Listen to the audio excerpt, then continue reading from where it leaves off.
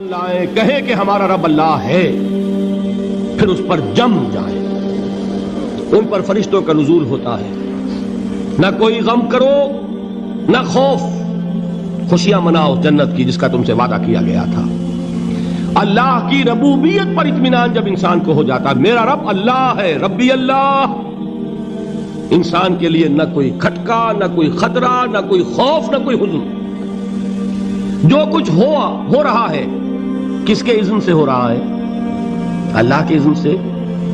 اللہ کے اذن کے بغیر پتہ تک نہیں ہلتا۔ یہ کوئی اندھا بہرا مادہ نہیں ہے جس سے مجھے کوئی خوف ہو۔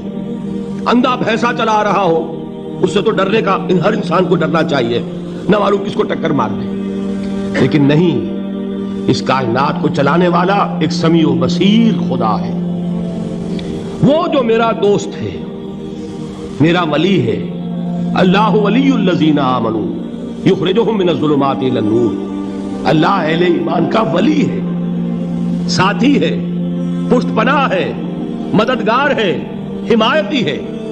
بتائیے جسے یقین ہو جائے کہ اللہ میرا مددگار، اللہ میرا محافظ، اللہ میرا پشت پناہ، اللہ میرا حمایتی، اس کے لیے کوئی خوف ہوگا؟ اس سے کوئی ڈر ہوگا؟ میں مثال دیا کرتا ہوں ایک بہت سادہ، پنجاب کے دیہات کی۔ تو بڑا چودھری ہے اور کوئی غریب کسان ہے۔ اس غریب کسان کی کہ جانوروں کو ہر وقت اندیشہ ہوگا چوری کا، کوئی میری بھینس کھول کر نہ لے جائے، کوئی میرا بیل کھول کر نہ لے جائے۔ لیکن جس کے بارے میں یہ سب کو معلوم ہو کہ وہ جو بڑا چودھری ہے وہ اس کا دوست ہے، اس کی بچیا کو کوئی خوف ہوگا؟ اس کی بھینس پر کوئی ہاتھ ڈالے گا؟ اسے کوئی اندیشہ ہوگا؟ نہیں۔ کیوں؟ کہ وہ بڑا چودھری، بڑا اس کا یہاں کا سردار، جاگیردار، سب کو معلوم ہے وہ میرا دوست ہے، کوئی میرے خلاف اقدام نہیں کر سکتا۔ اس دنیا میں یہ چھوٹی سی بات اگر آپ کے دلی اطمینان اور سکون کا باعث بن سکتی ہے تو ذرا تصور کیجئے۔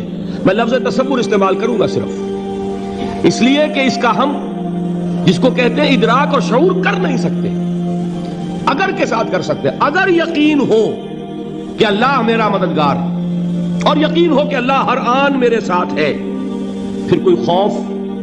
کس کا خوف؟ کوئی شے اللہ سے بالاتر ہے؟ کوئی قوت اس سے زیادہ طاقتور ہے؟ کوئی اس کے ارادے کو بدلنے والا ہے؟ کوئی اس کی مشیت کے آڑے آنے والا ہے؟ یہی بات ہے جو حضور نے فرمائی۔ یہ ایمان کا حاصل ہے لب لباب، کہ دیکھو اچھی طرح اس بات کو ذہن نشین کر لو، اگر تمام انسان مل کر تمہیں کوئی نقصان پہنچانا چاہے نہیں پہنچا سکتے مگر جو کچھ اللہ نے لکھ دیا ہو، اور تمام انسان مل کر تمہیں کوئی نفع پہنچانا چاہے نہیں پہنچا سکتے مگر وہ شے جو اللہ نے طے کر دی۔ آپ پھر میں کہوں گا ذرا طاری کیجئے، اسے فرض کیجئے، اسے سوچئے۔ اگر اس حدیث پر ہمارا دل ٹھکا ہوا ہو تو کسی سے ڈر ہوگا؟ یہ مجھے نقصان نہ پہنچا دے، یہ میری رپورٹ خراب نہ کر دے، یہ میری انکریمنٹ نہ رکوا دے، یہ میرا یہ نہ بگاڑ دے، یہ میرے یہ نقصان نہ پہنچا دے۔ اس کا ڈر، اس کا ڈر، اس کا خوف، اس کی خوشامد، اس کے لیے جا کر طرح طرح سے اپنی عزت نفس کو ذلیل کروانا اس کے سامنے۔ یہ سب کچھ کیوں کرتا ہے انسان؟ جب سمجھتا ہے کہ اس کے ہاتھ میں میرا کوئی نفع ہے، اس کے ہاتھ میں میرے لیے کوئی ضرر ہے، یہ مجھے کوئی غضب پہنچا سکتا ہے، یہ مجھے کوئی نقصان پہنچا سکتا ہے، یہ میرے کوئی کام بنا سکتا ہے، یہ میری کوئی ضرورت پوری کر سکتا ہے۔ اسی کا نام شرک ہے۔ جہاں آپ نے یہ سمجھا کہ غیر اللہ کے اندر کوئی طاقت موجود ہے وہی شرک ہے۔ بتوں سے تجھ کو امیدیں، خدا سے نومیدی، مجھے بتا تو صحیح اور کافری کیا ہے؟ شرک تو یہ ہے۔ جس پر بھی تمہیں یہ خیال ہے کلمہ ہے، یہ کلمہ سوم، لا حول ولا قوت الا باللہ، ذرا اس پر دل کو کبھی اگر آپ تصور کریں، پھر فرض کریں، دل ٹھک جائے اس پر، کوئی طاقت نہیں۔ یہی بات تھی جو شیخ عبد القادر جیلانی رحمۃ اللہ علیہ نے اپنی وصیت میں اپنے بچے سے کہی۔ 11ویں دینے والے ہیں لیکن حضرت شیخ عبد القادر جیلانی کی وصیت اور تعلیمات کو کتنے لوگ ہیں تو جانتے ہو؟ یہ جن مقامات تک پہنچے ہیں وہ کس چیز کی بدولت پہنچے ہیں؟ انہوں نے جو پیغام دیا وہ کیا تھا؟ اے میرے بچے، جس طریقے سے قرآن مجید میں حضرت لقمان کی نصیحتیں جو ہے نقل کر دی گئی ہیں، میں یہ عرض کروں گا بالفرض اگر قرآن حضرت عبد القادر جیلانی کے بعد نازل ہوا ہوتا تو شیخ عبد القادر کی یہ نصیحتیں بھی قرآن میں درج ہوتی. اتنی اونچی نصیحتیں ہیں. اے میرے بچے اس حقیقت کو ذہن نشین کر لے, لا فاعل فی الحقیقت ولا مؤثر الا اللہ. اس کائنات میں نہ کوئی فاعل حقیقی ہے نہ مؤثر حقیقی ہے سوائے اللہ کے. کسی شے میں کوئی تاثیر نہیں اگر اللہ نہ چاہے. آگ جلا نہیں سکتی اگر اللہ نہ چاہے. پانی ڈبو نہیں سکتا اگر اللہ نہ چاہے. زہر ہلاک نہیں کر سکتا اگر اللہ نہ چاہے. کوئی چیز فائدہ نہیں پہنچا سکتی اگر اللہ نہ چاہے. تو در در پہ کیوں سر جھکاتے ہو؟ در در پر کیوں جبیں سائی کرتے ہو؟ سب کے سامنے کیوں ہاتھ پھیلاتے ہو؟ ایک اللہ سے مانگو, ایک اللہ کے سامنے زمین پر اپنی جبین رکھو. لا فاعل فی الحقیقت ولا مؤثر الا اللہ. نظر آتا ہے ہمیں کہ پانی پیاس بجھا دیتا ہے. پیاس بجھانے کی صلاحیت پانی میں نہیں ہے, اللہ کے اذن سے. کھانا بھوک مٹا دیتا ہے. بھوک مٹانے کی صلاحیت کھانے میں نہیں ہے, اذن رب میں. دیکھیے یہی یقین تھا. حضرت موسیٰ علیہ السلام کا واقعہ یاد کیجئے. سامنے سمندر آ گیا ہے.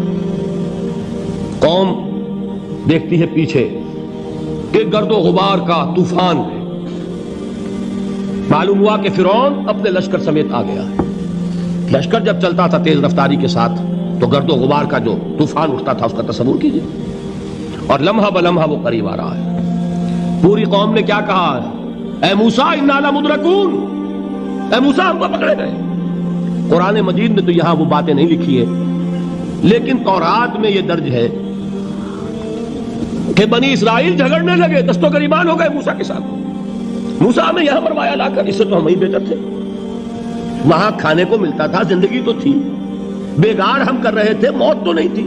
اب جو کچھ ہوگا اس کا تصور کرو, جس طریقے سے ہمارے ٹکڑے اڑائے جائیں گے. تو لڑ رہے ہیں حضرت موسیٰ علیہ السلام سے. یہ تورات کی تفصیل ہے. قرآن میں صرف اتنا آیا ہے, پریشان ہو کر انہوں نے کہا انا لمدرکون, موسیٰ ہم تو پکڑے گئے. اس وقت موسیٰ کا جواب کیا ہے؟ کلا ان معی ربی سیہدین. نہیں, میرے ساتھ میرا رب ہے, وہ راستہ دے گا. بتائیے کہاں راستہ نظر آ رہا ہے؟ یہ ہے ایمان بالغیب. راستہ نظر نہ آئے تب اللہ پر یقین ایمان ہے. جیب میں پیسے ہوں اور تب دل کو اطمینان ہے تو ایمان کس پر ہوا؟ پیسے پر, اللہ پر نہیں. جب وسائل و ذرائع نہ ہو اور پھر یقین ہو کہ اللہ مسبب الاسباب ہے, وہ اسباب کا پابند نہیں ہے, وہ اسباب کا محتاج نہیں ہے, اسباب اس کے محتاج ہے. اگر یہ یقین ہے تو اللہ پر ایمان ہے. یہ نہیں ہے تو تمہارا ایمان اسباب پر ہے, وسائل پر ہے, ذرائع پر ہے, مادیات پر ہے, اللہ پر نہیں. اس وقت کہاں راستہ تھا؟ کوئی راستہ تھا؟ سمندر ہے اور ادھر سے لشکر آ گیا ہے. کلا ان معی ربی سیہدین. اب دیکھیے ایمان کہہ دینا آسان ہے, ہوا معکم اینما کنتم, جہاں کہیں بھی تم ہوتے ہو اللہ تمہارے ساتھ ہوتا ہے. لیکن اس کا یقین قائم ہو جائے تو زمین و آسمان کا فرق واقع ہو جائے.